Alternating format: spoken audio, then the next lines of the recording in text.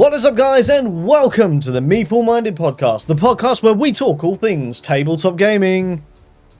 My name is Jason. I'm James. And I'm Ant. How are you doing this week, guys? All good? Yourself? Yeah, good. Yes, not too bad, thank you. Not too bad. It's been a couple of weeks since we've got behind this desk thing and these mic things, and it's time to talk tabletop games again.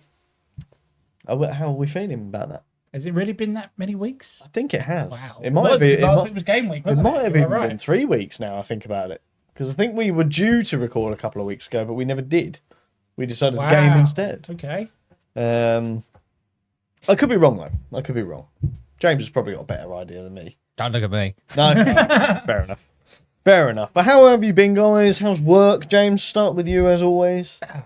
It's workish. Yeah. Life. Anything good happening in life? Come back to you on that one. Okay, cool. Moving on to you, Anne. How's life? How's Life's working Stuff. and gaming as always. Yeah, see, that's the answer. Working, yes, but gaming, that's where it needs to It be. needs to be. Yeah, we've been playing some games though. We have. We have been playing. We have. So we've got some games that we can talk about, which is always good. Of course. But obviously, the purpose of this episode signals the start of our UK Games Expo centric May content production stuff. I mean, I don't know about you lot, but I'm very excited. Expo, baby. That's a very technical term. That is. It's just, It is. That's how professional we are here. Content stuff. We need to have like a name for like Expo Mania or something. Yeah, Or, like, exactly. I don't know. Exactly. Yeah, because it's in May. Expo May-nia. Yeah, there you go. He's done it. See, I won't remember that, but that's a really good idea. Insert intro now. Exactly. Text me that later so that I can Yeah. actually remember to do it. But Trademark, by the way. yeah. So are you guys? I mean, we'll talk about it a bit more later. But are you ultimately excited now? Now that day of recording, we are 36 days away from Expo. But by the time this comes out, it's going to be about 2-3 weeks. Mm-hmm. So are you excited? Yeah. Because I have Expo in my calendar, when it actually appears on the screen, that's when I start to get excited. It's like it's flipped over, and I can actually see the marker on the screen now. That means we're close. Yeah. What about you, Ant? Oh, 100%. Yeah, Considering this is the only one I'm going to this year as well, so super hyped Well, up for that yeah. one. I mean, obviously we did Paradise a little while ago, but yeah, Expo is the only what I would deem as big Yeah. convention that I'm doing this year, which is somewhat depressing, I must admit. But yeah, What happens when Essen does this in half term this year? Exactly, it's too expensive. Exactly. Far too expensive. Damn it! Hope they change it back. Yes, I please. really do. Yeah. Mm-hmm. But yeah, quite a few people have said that. So hopefully that'll be something I notice. I doubly hope they're doing it, because I'd actually like to go to it. Yes, Yes, exactly. exactly. So yeah, fingers crossed for next year. It's going to be back at the start of October, but we'll see. We will see. But before we talk any more about Expo, let's talk about some games we have been playing these past couple of weeks. Who wants to go first today? I finally got to. I don't know if it's James's first time playing it, but we got to play Double Waller, We did.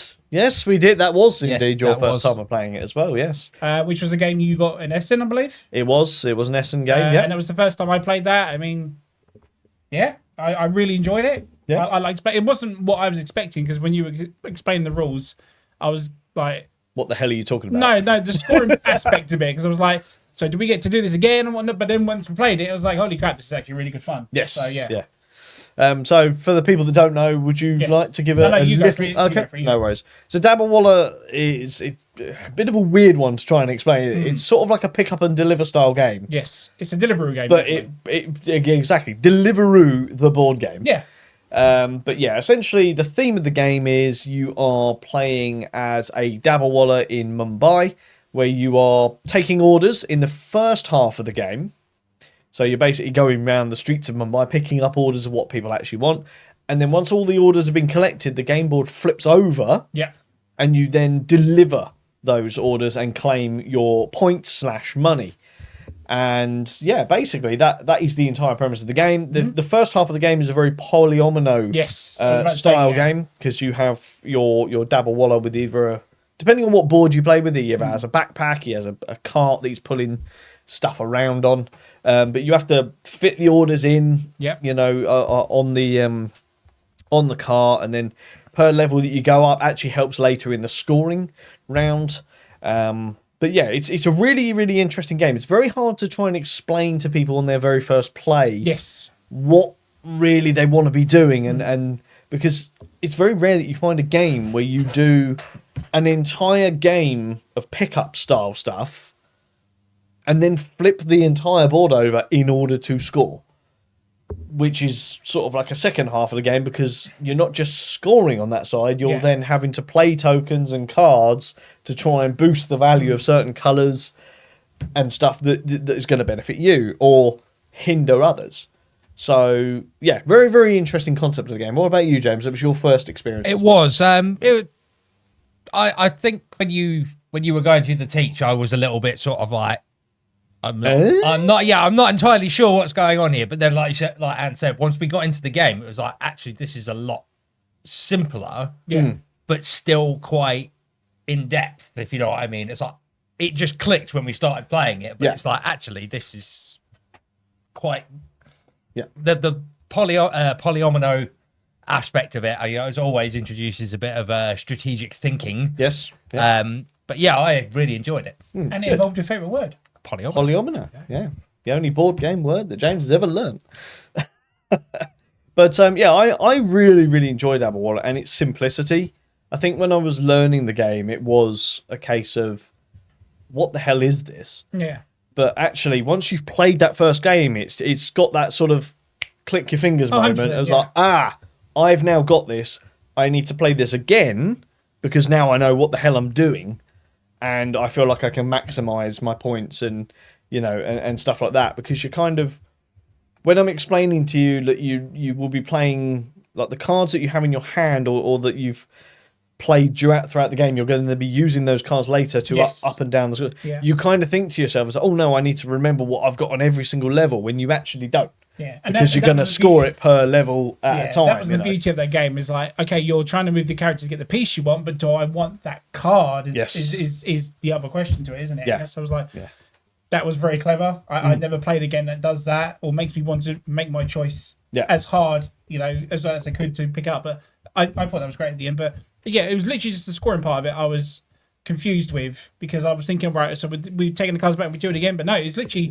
It's one big long round if you think about it. It is, so, yeah. And then that was it, game done. Just got to start scoring. Yeah. And I think the next question I have to ask you guys, obviously this is a Queen Games game. And one of the things that first drew me to Dabble Wallet was actually the use of the fact that they provide you with a box insert, a very colourful box insert, it was actually, which is also used as the game board. So how did you feel about the production of this game? Well, when I first saw it, it looked like one of those UV print organizer things, doesn't it? But I thought it was quite smart, to be honest. I mean, what other game uses an insert as a board? I think maybe Babylon used it, but we barely played that game anyway. But this was pretty much it. It utilised the whole insert. A very, very clever design. Incredibly clever design. Considering it's just punch board as well. Yeah, literally. Absolute props to that. It's like, that's obviously maximising your materials, which means less wastage. Yeah. Now, I know some people will sort of look at that and go, oh, yeah, but it's probably boosted the cost of the game and blah, blah, blah. But do you know what? I don't think it has, because your cost will be offset by the fact that they haven't had to pay for a game board, which is arguably one of the most expensive parts of game production. So I think, really, I'd like to see more companies doing something along these lines, where the actual insert of the game is then used as a game board. Because it kind of goes with the theme, because they look like food trays as well. They do. So it was Dabble Wallet. Is there anything else you want to talk about it, since this was your... No. Cool. The one game I was intrigued with, and I would like to give another go, actually. Nice. James, what have you been playing recently, other than Dabble Waller? Other than that, well, most of the games I played this week were on that game night, so I will highlight that we played, and we haven't played it for a while, Marvel United. Yeah. Yes, we did. It was the original as well, wasn't it? Yeah. It was the proper original. We had Steve with us that night, and he'd never played it before, so we thought, why not bring it back? It's been a good couple of years since we played it. Definitely. And you had some good news with Marvel United as well this week, didn't you? I did. Do you want to say that just before James tells us about the game? No, carry on. It's fine. Okay. James, tell us about the game. We got our butts handed to us. We did. We did. We did.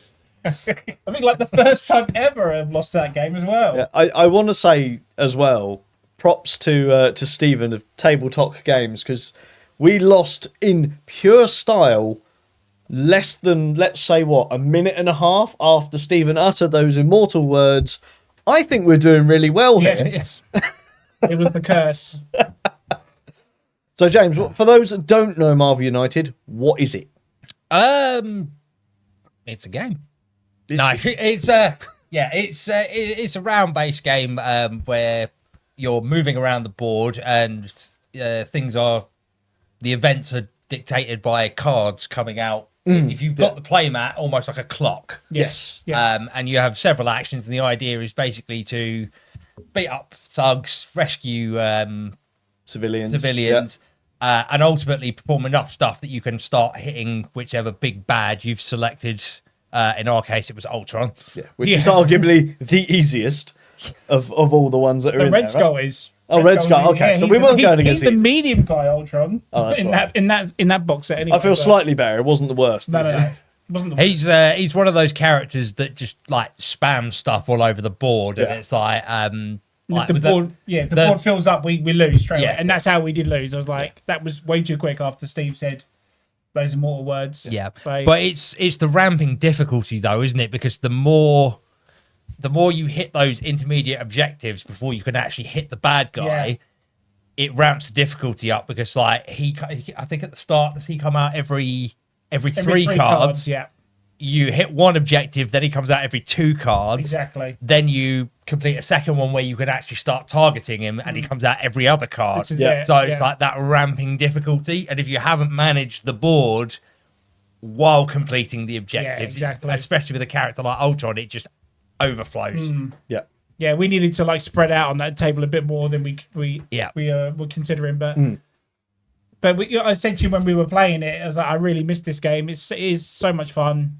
I love to go back to it. I hope Stephen wasn't tainted by that experience. I hope he wants to go back and play more, because we didn't play after we lost. So I think he will want to play it again. Yeah. So I'm definitely up for playing it again. And golden oldie. exactly, Especially your copy with the myriad of different characters that you have for it. Yeah, exactly. Yeah. Obviously, now we can say that yes, you have had a new version of this, Yes, haven't we? Yes, the Galactus expansion arrived today. Ooh, So obviously, you shelled out for that massive. I wish I'd Galactus? gone for the no, he's not that big. That's Okay. the zombie side one. That's isn't the it? zombie side one, right, Yeah, okay. Galactus is only like yay high, but with the new Only?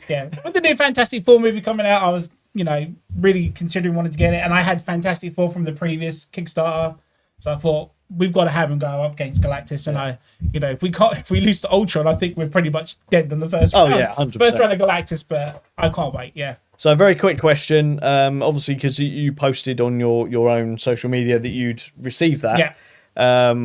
and I found the timing to be a little upsetting, because obviously you posted about that, and then on the same day, Call Me or Not put out the press release that they are downsizing substantially. Yes, that's right. By laying off a substantial amount of their staff and ceasing all future production of games, It's crazy. which Thank you, tariffs. again, we won't get all political on it, but yes, it is heavily based on the current tariff situation caused by the orange one. I got that just in time then. You did. So, I mean, the real question is, do you think that you're going to see, because they've got quite a few things outstanding on their crowdfunding. Yeah. They seem to be leaning towards the fact of, we are going to fulfill all this stuff, or do we think that this isn't the end for Call Me or Not? I mean, I think layoffs. I think they'll get the fulfillment done, but there might be a little more layoffs after that. I think so, because yeah. with the new Kickstarters that are coming out, in prices will increase, and if no one wants to buy increased price games, then that's more layoffs at the end of the day, isn't it? I think there's definitely going to be a lull, but as you said, with the amount of stuff that they still have to fulfill, they've got enough back catalogue there to almost ride it out and see what's going to happen. Yeah, this is true. Yeah. Obviously, it's a shame with all, there's a myriad of companies Yeah. have obviously ceased trading through all of this, and we're very upset about that. But hopefully, it is going to be a case of let's weather this storm out, and then hopefully in a couple of years, it'll because even if next week it all settles down, things have got to start up again to then go into production. So we're going to go through, let's be honest, a dry spell. Oh, 100%. in I mean, new games. I've had emails from them saying the stuff they're meant to be sending me in the summertime is delayed till November now. Yeah. Like all the Clash of Eternity stuff I picked up, all the extra stuff for that was meant to be July, and now it's not like till the end of November now. Yeah. So heavy delays and everything. It's a shame, really, but I think the best thing that we can all say is, as long as it still arrives. at this point, go and support as many game companies as you possibly can through Yes. this very tough time, and take advantage of games that are already available. We're in the UK, we're not suffering too much from all this, but obviously big companies all come from the States. So if the big companies decide to fold, we don't get new stuff here in the UK. So we will suffer. I just don't think we're feeling that pinch just yet. But I'm sure it's coming. So yeah. I'll talk about one game, and this was another game that was new to both myself and you, Anthony. James, you'd unfortunately gone home by this point, and we played Message in a Bottle. Oh, yeah, we did. Now, I'll prefix this by saying I absolutely suck at word games. Said the guy who won it. Yeah. Did I win it? Yeah, I think No, you did. Did I? According to my thing, you did. oh, I think I managed to pull a load back right at the last point, but then Let's say you did a managed to get it. comeback big time. I did, yeah. So basically, Message in a Bottle is I'm a bit hazy on it, but from what I remember, it's like a sort of boggle type deal, isn't it? You've got Boggle essentially with an old pirate rum bottle that's got 4 dice in it. Yes. Which had a myriad of letters Yes, right. on them. And you have to shake the bottle, put it down, and then using the letters that are shown, you have to create a word. You have to be the first to create a real word. Involving those letters. Involving those letters. And they have to involve all of them. And if you do that, you score yourself the point. And I believe it's the first to 7. 8. Oh, it was 8. It was 8. So first to 8 points wins the game. Obviously, sometimes there will be a case of some letters will come out. You'll get an X, a Y, a T, and a B. And you sort of think to yourself, well, there's no way I'm ever going to be able to create a word like that. So you can say, what was it? You can't create a word with that or something. No word. Something. No word. You say no word, and then the other players get 10 seconds in order to call your bluff, and then take the round. Otherwise, you get the point. Get the point. So very, very interesting concept of a game. As I said, it's a word game. I absolutely suck at it. I will continue to suck at it. I think I got very lucky Yes. when I managed to pull. I think I pulled because I went from 0 to 5 points in Yeah, very quick time. I pulled think it I all must have back. been like 5 in. Steve had 2, and then you were like nothing. And the next minute you had the bosh, 6 to go bosh, through. yeah. But yeah, But I got very lucky with some very Yeah, simple I'd be honest, combinations. I'm not great with those either. I know I won, but it's like that was blind luck. Mine was just a few of no word. Yeah. Yoink. Yes, exactly. I think you your second to last point was no the word, no word, and that sort of put you in that.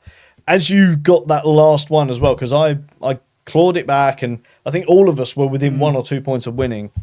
But yeah, you managed to pull it out the bag right at the end. I remember it was very, very good. It was an enjoyable game. I'd definitely play it again, even though it's not a game for me. But James, does this sound like a game that you reckon you would excel at with your exquisite English vocabulary? That is the longest word I think I might have a good vocabulary, but I can't spell. So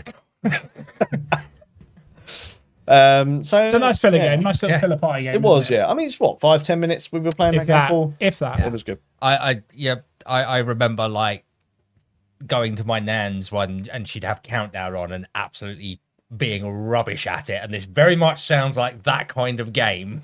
Yeah. I mean, when I used to watch Countdown, I was happy when I managed to get the word "and," Yeah. or "if." Yeah. It's like, with my family, they're like watching it going, oh yeah, I've got a 7, I've got an 8. I'm like, I've got a 2. 2 or 3, yeah. Two. And ironically, that's the word. Yeah. And that's a setup. So yeah, that's 3 games that we've decided to talk about that we've played in the last couple of weeks. We've actually played quite a few more than that. In fact, on the game night we played 5 games in one night, which is unheard of for us. But yeah, they were the ones we decided to highlight. Shall we now talk about the main event? UKGE is coming. I need some snow effects. Expo May-nia. Expo May-nia. Right, so let's talk about the UK Games Expo, because it is rapidly approaching, and it is, I'm going to say, it's my favourite time of the year because it's our homegrown festival. It's the The most wonderful time of the year? 3rd largest convention in the world for board games, roughly. Yeah. Because you've got Essen, I'd yeah. say Gen Con is obviously next, and then probably UKG after that. But before we talk about it, let's just give you some stats from UK Games Expo in 2024, as well as some information from this one. So, the UK Games Expo 2025 is set to take place from Friday the 30th of May to Sunday the 1st of June in 2025, and it will take place at the National, is it the Exhibition Centre? NEC? Yes. National Exhibition Centre in Birmingham. And, of course, the adjacent Hilton Birmingham Metropole Hotel. This is the UK's largest tabletop gaming convention, with in 2024 it boasted an attendance exceeding 65,000 people over the 3-day event. The 2025 Expo anticipates further growth, with over 800 exhibitors currently booked. And yeah, we've got a hall change around this year, which we found out about last year because we were told that Hall 1 was not going to be available this year. Yeah. But we will talk about that in just a second. So going on those stats, guys, what do we think? What was your reaction to 2024, and what do we foresee for 2025 with those current 800 plus exhibitor I think stats? I think the stats pretty much talk for themselves. It's going to get bigger every year. I think so. And hopefully maybe push itself up to the 2nd biggest one of the year in the world. I don't think the Americans would ever accept that. They won't accept it, but at the end of the day, if it's getting bigger, then, and we are getting the numbers, hopefully we can get a sellout at one point like S&D. Well, judging by our intro, might not have a choice, especially if the tactic for those companies is to switch their primary trading markets. Yeah, that's very true. That is very true indeed. So yeah, 800 exhibitors, that sounds absolutely insane for me. And I'll go on and sort of say, talking about 2024, for me, I remember it being quite, the Saturday was uncomfortable, right? It was very, very busy last year. Luckily, we don't tend to go into the halls so much on the Saturday. Yeah, because we done the first 2 days anyway, so it's Saturday's game day. Yeah, Saturday is game day, but even then you can sort of get a judgment of what it's actually like. Hall 1 is always the really, really busy hall. It's the biggest hall that they usually have. Definitely. And to hear that we'd lost Hall 1 this year was concerning, because it's the biggest hall. It's the one where most of the big publishers tend to go. So yeah, that was a little bit concerning. As I said, there's been some news about that recently, and it wasn't announced, which confuses me and makes me concerned whether this is actually true or not, but this is an updated page. So take it with a grain of salt. But this is all available on UKGE's website. They have now put up a venue breakdown for this year, and Hall 1 is actually included. So what we've actually got this year is Hall 1 is going to be the ticketing and bring and buy. Hall 2, 3 and 3A, which are the halls that go all on the top, all on one level, they will be your trade halls. So there's going to be 3 trade halls this year. Nice. And then Hall 4 which is the one that we've never used before, never seen before. It's quite, from what I've seen from the layout, it's quite a long hall. Okay. That is going to be used for your open gaming and your event space. They are taking over the suites at the NEC for your seminars and live shows. They are once again going to be in the Hilton Metropole for the open gaming and event space in there as well. So there's a massive expansion this year. That's effectively a whole extra hall. It is a whole extra hall. 100. I mean, normally we're looking at halls 1, 2, and 3. Yeah. And they usually use 3A for the ticketing. So hall 4 is actually technically slightly bigger than hall 1 It's in length. It has been a very, very long time since I've been in that hall. But I remember when GW used to host when it was called Games Day. Yeah, or what would now be Warhammer Fest. Yeah, but it was Games Day. They don't even do that anymore. Yeah, back in the day, they had the opposite side to To what Games UK. Expo, yeah. So they had 3, 4, and 6? 5. 5 and 6. Yeah. So and 3A. So the other side. Yeah. So it's been a very long time since I've been in Hall 4, but I believe it's roughly comparable to Hall 2. Yes. It is Yeah. a sizable hall. It's big. Yeah, it's pretty big. So, I mean, to break this down just a little bit. Okay. First off, it's so good to hear that we have Hall 1 again. Yes, absolutely.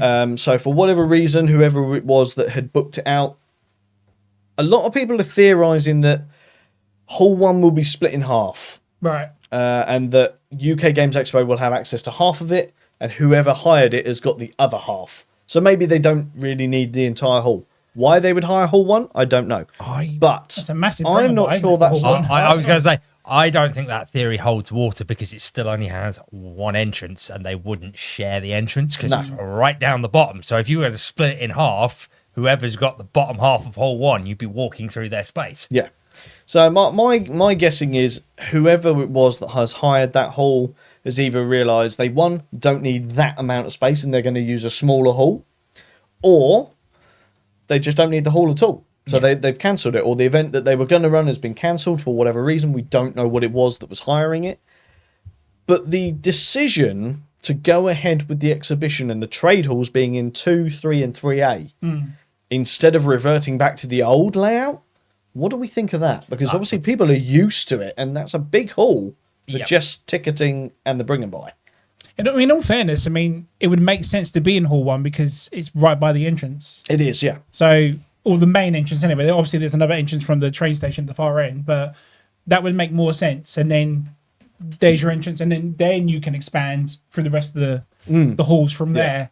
So I think it'd be quite intriguing, to be honest. Yeah. I mean, we're all used to this, but hey, change is a thing that we can all get used to. Yeah. Yeah. Yeah. I definitely see one huge benefit to all of this, and that is the trade halls are now all on one level. Yeah. Because that was always one big annoying thing, especially for those with, disability issues. Going from Hall 1 into Hall 2, Yes, that's right. you only had the stairs. That's right. Or you had to come out the hall to go up the stair, up the ramps in the inside of the NEC to then go in. At which point you're halfway through the hall, you've then got to walk all the way back to where the stairs are to start the zigzag effect again. Yeah. So I think on those grounds, having it all on one level is fantastic. Yeah, because that means you've only got to be downstairs to get your ticket, and then you go upstairs, and then you're all, like you said, you're all on one floor. I mean, I guess the health and safety executive is probably having an enjoyable Field time day. because you won't have that grand opening of everyone running down the stairs to get into the hall. But at the same time, as a content creator, I'm gonna miss seeing that because it's a really great shot. Yeah, I'm sure there'll be actually, a different one they go to. funny you should mention that. The health and safety executive is probably having kittens because now they'll be going up the stairs. See, I actually think that what we'll actually see now is because obviously Hall 2 has always had a queue to get in it. And now that queue is going to be there and round by Hall 3 and 3A. I think they'll close off the stairs between the two halls 1 and 2. So you won't be able to get your ticket and go straight up the stairs. Maybe once everything's settled, they might open it So if you're turning up late and you're buying a ticket, Yeah. you can go straight in. I'm thinking of the main staircases. Like now, if ticketing is downstairs, and instead of everyone coming down the stairs when the event opens, they're all going to be congregated by the main front doors, and they have to go up the stairs. From a health and safety point of view, that's probably worse. Yeah. Because if you trip going up the stairs, you're definitely getting stuck. Yeah. Yeah, this is very true. So yeah, it's interesting for me. I mean, the use of the suites, I think that's a pretty common thing. I can't really comment on that because I've never been to the live shows or anything like that. So I don't know whether that is a standard thing or not. We didn't even go to the Hilton last year. No. So I might try and make an effort to actually go over there at some point this year. Yeah, we didn't need to, no, because we managed to get gaming space every time in the open hall. So is the gaming room bigger this year then, or yes, if it's in substantially? I was just say if it's in Hall 4, it'll be you've still got half a main hall extra of exhibiting space if you're opening the divide between 3 and 3A. Yeah.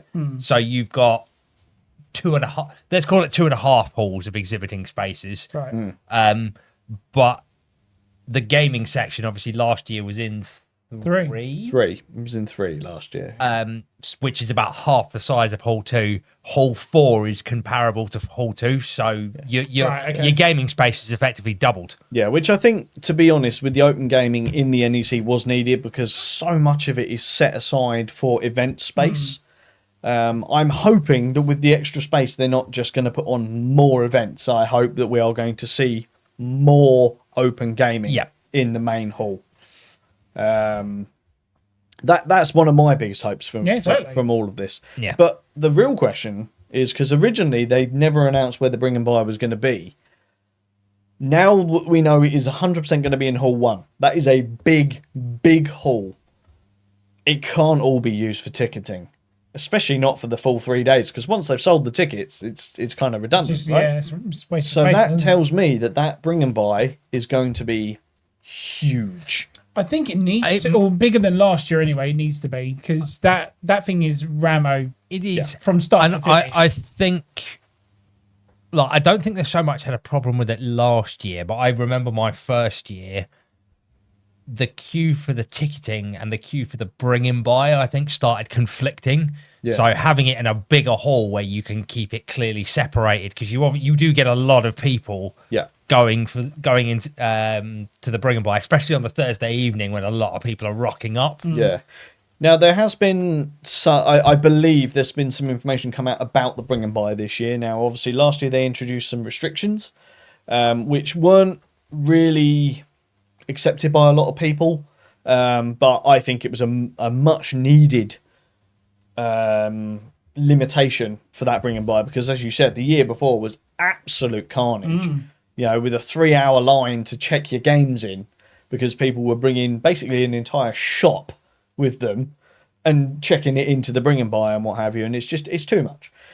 This year it looks like they've got some restrictions, but I've not seen anything official about it. But from what I saw the other day, was you are going to be limited to the amount of games you can check in, but you will be allowed to check in that amount each day.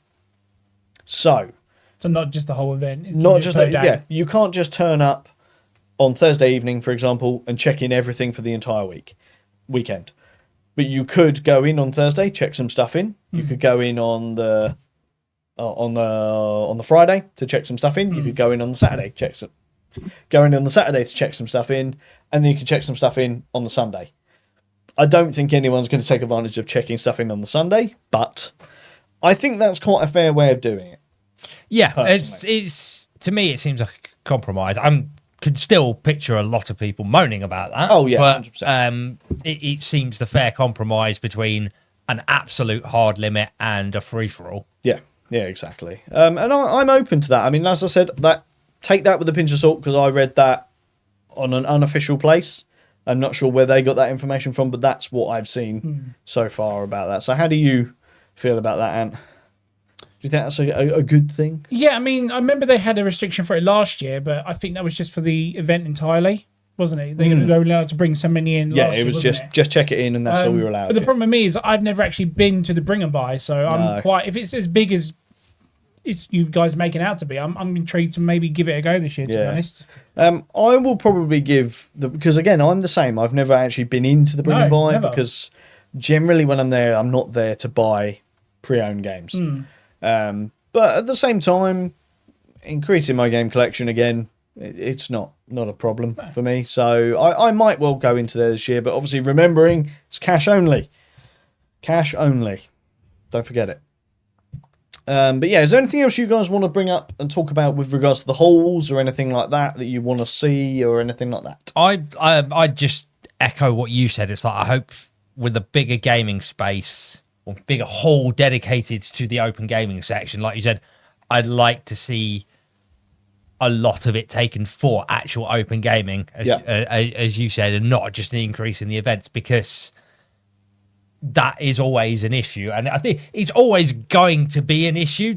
You know, it's always going to grow, which means there's always going to be people wanting to play games, which means there's always going to be a demand for space. Yeah, but if they, if they've taken that doubling of the gaming area, which is, as we've already said, that's what they've effectively done, and then the actual gaming space hasn't increased, that would be a big letdown. It would be. Yeah, I think I would agree with that. And just to touch on the trade halls themselves, obviously we've gone from having trade halls in 1 and 2, which are the two biggest halls they have, to having 2, 3, and 3A. I think square footage, I don't think it's much more than what they had originally. I think... But it's longer and more spread out. There's more exhibitors this year than there was last year. There is, which concerns me, I must be honest. Touch wood, because I've not actually seen a floor plan or anything, so again, with a grain of salt, but I think I was fairly accurate in saying it's effectively another half a hall. Yeah. In terms of it. When you take the divide out of 3 and 3A, you're gaining about half a hall's worth of space. Yeah. But it means it's still slightly growing regardless. It's half a wall. I mean, at the end of the day, we normally just have the two. You're still talking about the NEC and its event halls. It's like they're not small. No, they're not small at all. Yeah. It's like you're gaining half a hall. That's still a substantial amount of space. There's a lot of space. So yeah, I'm really interested to see what they've done. Obviously, the plans that have come up, the information that is available on the UKGE, it is literally just telling you what's in each hall. It's not giving you a breakdown of what exhibitors are. It's not giving you a detailed breakdown of the aisles and stuff like that. That will come when they release the digital map. Yep. Which hopefully by the next time we do a podcast, fingers crossed, that will be available and we can break that down. We have, of course, glossed over the most important question. Okay, what's that, James? Will this year see the return of the hog roast? I really hope so. I really hope so.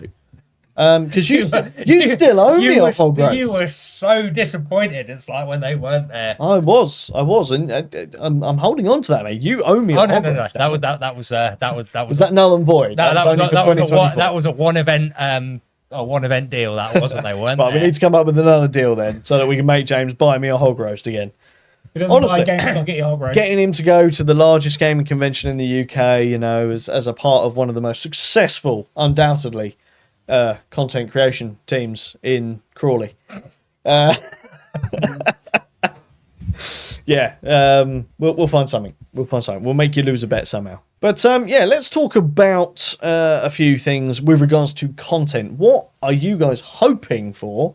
What are you guys hoping to do at the UK Games Expo in the way of content? Now, James, I know you're probably going to be there more as cameraman this year, with me and Ant taking the lovely face of Meeple Minded role. How do you feel about it, James? What were you hoping to achieve as a content creator? And that's why he's the cameraman. Steadicam. No, I mean, I'd be viewing it exactly the same way I've viewed the previous 2 years, which is I'm just happy to be there. Yeah. No, that's fair.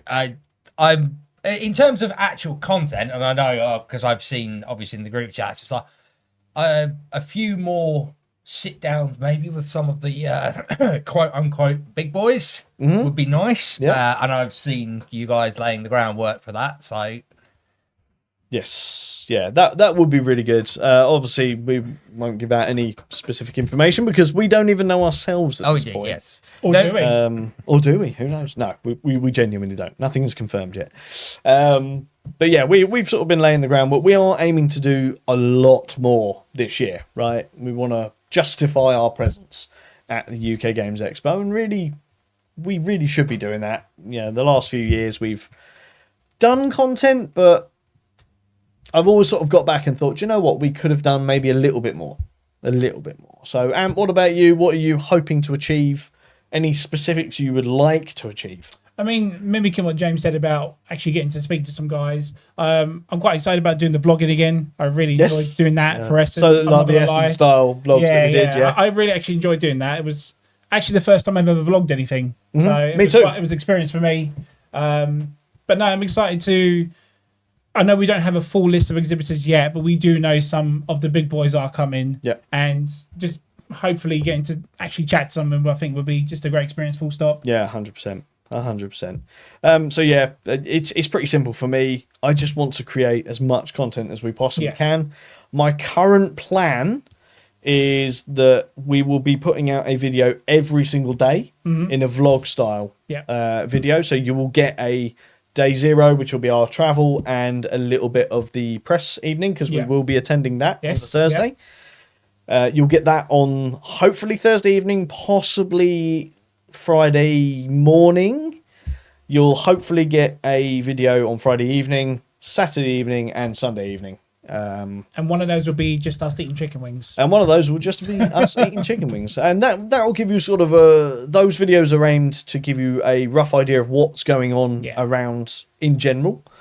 I'm also hoping to get more detailed videos this year. So maybe some interviews, some gameplay stuff, you know, some just general footage of up and coming games. Yeah, absolutely. Because we tend to get a lot of games that are coming out at Essen, but being shown off at the UK Games Expo. So if we can get footage for that, I will be over the moon. Obviously, with the press evening, we tend to see quite a bit, but there also tends to be quite a bit that we're not supposed to talk about. So we got the footage for it last year, didn't we? But we never really utilised the whole interview side to it. We didn't, no. But hopefully we can get both this time. Yes. I mean, we've got a cameraman this time, so hopefully that can focus on us trying to get people, and then James shoving the camera in their face. Exactly. and the aim is it's not all going to be me on camera. We're going to be trying to get you doing some stuff. Yeah. If I can, I'm going to try and get you to do some stuff, but you know, officially on the press release, you are there as cameraman this year. So I'm going to have to teach you some camera tricks, James. You are indeed, because I haven't got a clue how to use your camera. No, exactly. So bit of time before we go, we'll have a little play around. Maybe get you to do some videos at the club. Get used to the gimbal, as they call it. There you have it, folks. 3 years, and I actually get some official training. He does, and a title. You are official cameraman. My partner's going to kill you. She loved that role. Should be coming then. Because they should be coming in the first place. This is true. So yeah, content-wise, we're looking forward to doing some stuff. What are you guys doing right now, or planning to do in preparation for the show? Well, I think we just covered James is just gonna. James is getting trained. James is going to get some training, and he's going to put some stuff in the suitcase. That's about the extent of your preparations, isn't it? Yeah. I say packing. I'm of course talking about the morning that we're going. The evening. I mean, come on. I do it the evening before. Yeah. What about you, Ant? Have you got much preparation? Are you going to be doing your usual things? Well, as soon as they release who's going to be there and stuff, then I can start prepping for possible games that they could be showing off. I mean, we only know, what did you say, 36 days? We still know very little about the whole show, full stop. We know, okay, like we said, some exhibitors that are going to be there, but we still don't know about the games that are going to get showed off, or the actual other companies that are going to be there, because I was going to say to you earlier, even though we went to Essen last year, there still weren't people that were at Expo that were at Essen. Yep. So it's just waiting for that, and then you can actually start prepping for 100% what you want to get, what you look for. My memory's a bit fuzzy on this, but previous years, have they usually announced that stuff by now? I would say like, I know the digital map thing. I think that only comes out about 2 weeks prior to the event, which is why I'm saying it might be out by the next time we record, and I'm hoping it is, because it will be in and around that time that we will record. Yeah. But I have this horrible feeling that we're going to sit down to record and then it will come out like 2 days later, Yeah. which will be really annoying. But fingers crossed it will. But then hopefully next time we can actually say, right, this is what I want, this is where we're going, this is who we're seeing and whatnot. But there definitely seems to be a little bit of a delayed factor going on at the minute, because 100%, this is again behind the scenes stuff, but you when you're going as press, they obviously have all your details and stuff like that, and usually by this point they will have done like a big long list of content creators that are going. It's sent to the publishers, and then the publishers are able to contact you to sort of say, we're there, blah blah blah, we're going to be doing this, do you want to hook up and do some stuff. That still hasn't happened, and we're about 2 weeks after when that happened last year. Yeah, I do again go, we keep circling back to it, but I do wonder if that things are a little bit more fluid this year because of everything that's going on, and a lot of places are going, well, are we, aren't we, what are we taking, what can we show this off if everything is up in the air at the moment, sort of thing. Yeah, I mean, that is obviously a very, very good question that it raises. It's a good point. Are we going to suffer from that? Are there going to be some publishers that, that was going to come in 36 days until the show of shows in the UK? The show of shows. Are some of these publishers not going to be there? I don't know. No one knows at this point. Yeah, I think that whole tariff situation and all that kind of stuff, you've just got to expect this year to be a bit more fluid and almost last minute for confirmations, because obviously very difficult time for publishers and manufacturers at the moment. So it is just sort of like, well, they might not necessarily be 100% focused on that if they're trying to keep the business afloat. Yes, exactly. And the problem is that I've tried my hardest to avoid talking about that whole situation going on in the States, but there really is no other way to talk about Expo and games coming out without at least addressing the situation, because while we're not talking politics or anything like that, it is affecting the entire business. So there is a chance that some publishers that have already been announced, they may not even exist, in 4 weeks' time. I pray to God that they do, and I pray to God that they arrive. Especially the way Stonewall is going. Exactly, and it's very unsettling time, which is such a shame when it comes to Expo, because it is my favourite time of the year, by far. And I look forward to it every single year. This year's no different, but I am going into it with a sort of a lower expectation, because I just don't know what is and isn't going to be there. I mean, you can go on the UK Games Expo website, and they have, at the moment, they've got listed who the publishers are going to, who's going to be there.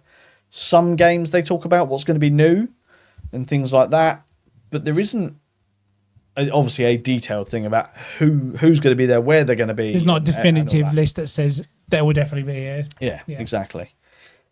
But has there been anything that you have seen with the tiny amounts of information that's been out there? Has there been anything that's stuck out to you? There's a couple. So I'm excited, going back to exhibition, is that Roxley's finally coming to the UK. Ooh, are they? I didn't even know that. So Roxley's finally making it there. If no one knows who they are, they're the guys who do Dice Throne and Skyrise and Radlands. So hopefully it'd be just nice to see them there, even though if they just bring their old stuff. And apparently one of the exclusives I know will be there will be the pandemic version of Lord of the Rings. Yes. It's there. They will have it to buy. It's going to be like the weekend before it's actually out. Is it to buy? Yeah, to buy. Exclusive for Expo. I will look forward to not buying that. I definitely won't. I'm going to be buying it. I love Lord of the Rings. If it was a Hobbit, I'd be able to avoid it. But it's Lord of the Rings. Got to buy it. Have to have it. So another thing that's new this year, guys. I don't know if this is going to be something that you're really interested in, but I think it's an interesting concept. James, I think I can explain it to you in a certain way. This year, they are introducing pin badges. Okay, UKGE branded pin badges. Now, we both grew up, we've been to Disneyland, Disney World, that kind of stuff, where they do the whole pin badge trading, and it looks like that's going to become a new thing for UK Games Expo. I believe you can buy sets of pins, but it won't come with all the pins, which means there's going to be a trading area to, trade stuff with. Now, my personal feeling on it on the first year is I don't really see the point in the trading area unless you buy multiple packs of pins where you've got spares, because you're not going to want to trade away ones that you've only got one of. But do you think this is an interesting concept to have at something like UK Games Expo? And do you think the publishers will get in on it because they've been told about it? They might have been. If they've been told about it, I would imagine you're going to see publisher pin badges next year.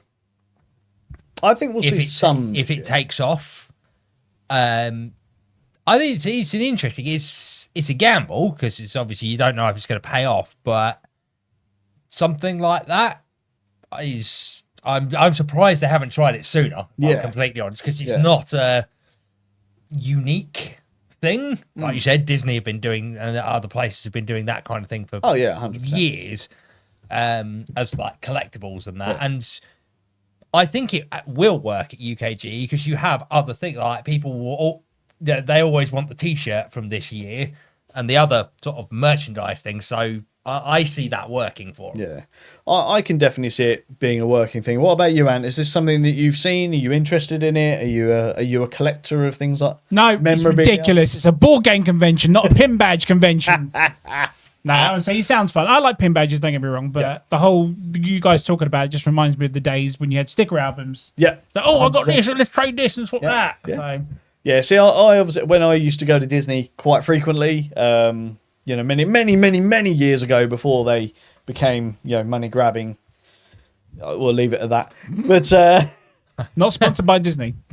Definitely not sponsored by Disney. Let's be brutally honest here. They've always been money grabbing. Oh yeah, but I mean, they're really bad now. But anyway, buy our money that's more expensive than real money. Yeah. But I got into the pin badge trading thing. I've still got a lot of those pin badges, and some of them are worth quite a bit of money now. I got into the Hard Rock cafes. I was buying pin badges of those no matter where I went. Universal did something similar. And I've still got so many of them, and I found a load of them the other day. I was like, do you know what? I really like this. And it made me remember, UK Games Expo are going to be doing that this year. Now, I don't know if I'm still at the point where pin badge collecting is my thing. I think I would rather be buying a board game at a board game. It's selling to make a board game. But at the same time, I know that my partner really likes pin badges. So I'm going to guess I'm going to have to buy at least one set. In fact, she bought me a pin badge from there last year. Did she? She did. Oh, there you go. I didn't even get a pin badge. It's one of those things, definitely, where it's like, I wouldn't go out of my way to do it, but if I've got, obviously, depending on how expensive they are, it's like, if I've got, it's the kind of thing, if I've got a $5 knocking around in my wallet at the end of the deal, at some point, I'll have one of them. Yeah. I think it's an interesting concept. You'll always get content creators handing out like button badges, hint, hint, wink, wink. At the convention, a lot of stands give out that kind of stuff. So I think it's kind of the next step. Is it copying what the creators and stands have been doing for quite some time, but leveling it up by making metal enamel pin badges? Who knows? But it'd be interesting to see whether this is going to become a permanent thing going forward. I really hope it does, because it's another thing to get excited about for certain people and collectors. So yeah, I'm interested. I'm interested for it. Very, very interested.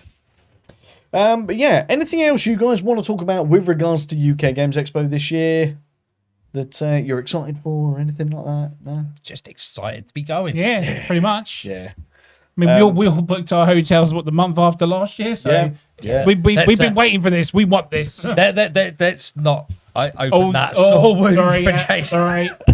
I tell you, I was actually debating whether to ask that question, with obviously Hall 1 being back in UK UKGE things, did the hotel reopen the room? Yes. Yes, they did. We're not saying any more. Moving on. Moving on from that. I was going to guess that all but confirms that the people who were originally hiring it were in that hotel, and that's the reason it was booked out. Yeah, exactly. I'm still a bit sandy about that. Yeah. But unfortunately, I'm in a non-refundable hotel now, so I can't even cancel it and move back. Hotel, but have they drastically dropped the price? Because I could imagine that if they've had a mass no, it's gone up. The price has gone up. That seems like a bold strategy this late in the game. I don't know, because unfortunately, available, people are paying for it. Yeah, exactly. People are booking it because I believe it's now limited space again. So but they always put limited space. On the website. I think it'll say, because I know people that are looking for hotels at the minute, and when they say limited playmat, yeah, I want it. But that's if you haven't got hotels already, evidently the hotel that we usually stay in and where these two are going to be staying in has got vacancies, and it is right behind the NEC hall. So go and book it. I won't be there, but these two will be. We will come say hi. But on that note, I guess we can talk about that. If you see us at Expo, James will probably be wearing a Meeple Minded shirt, much like Anthony is modelling for you here, because you have that one. Me and Anthony will be in our bright blue shirts that you saw us at Expo. So we stand out like a sore thumb. I will undoubtedly have some kind of really bright colour in my hair again. Blue? I don't think it's going to be blue this time. A bit too much blue. But I don't know. Maybe. Who knows? I'll decide when I actually do my hair. But yeah, we will have a few bits and bobs to give out. So if you do come and speak to us, we will be as nice as we possibly can be, and you never know, you might get some free stuff from us if you tell James to buy a game. Yeah Make James buy something and I'll give you so much more. But honestly, all joking aside, if you do see any of us anywhere, no matter where he is, especially if James is going outside, make sure you stop him, make sure you talk to him for at least half an hour. He will love you forever. He won't be embarrassed at all. How many times am I going to get pestered to buy a game now? I will slap you. I would love it. I would love it, and I can't wait to hear the stories about it. That'll be the entire dedication of the podcast after Expo will be, James, how many times did you get pestered? And did it work? That's going to be a segment this year. James's UKGE purchases. You need to fill at least half an hour of a podcast after. Have you got that like cricket sound? I probably have somewhere. Yeah, probably. But that's all I want to say, guys. My throat is going dry. Should we bugger off? We should. Yeah, let's ask the guys if they're going to Expo, and if you're excited about anything, please leave a comment below and let us know. Or if any recommendations to go see anyone, just put it on there and let us know. And if you do want to meet up with us, message James. He will arrange everything for us. He's going to be our own personal PA for the entirety of the show. He's got to earn his wage. There is a response to that, but this is a family podcast, so I'm not going to say it. That's why it's family friendly, sir. But as Ant said, if you are going to UKGE, let us know. We would love to see you there. Come and say hello. Let's play some games together, because we're going to be playing a lot of games while we're there. Obviously, if we are on our way to doing any kind of content and we can't talk to you, we won't be rude. We'll still, we'll still say hi to James to arrange an appointment. And we'll try and meet up with you again at some point to actually chat properly. Absolutely. But thank you very much for listening, guys, or watching, no matter where you are. Don't forget to do the usual things of liking videos and commenting and subscribing and all that lovely jazz. But until next time, I have been Jason. I have been James. And I've been Ant. And you have been watching the Meeple Minded Podcast. Join us next time for more tabletop gaming goodness. Ta-ta and goodbye.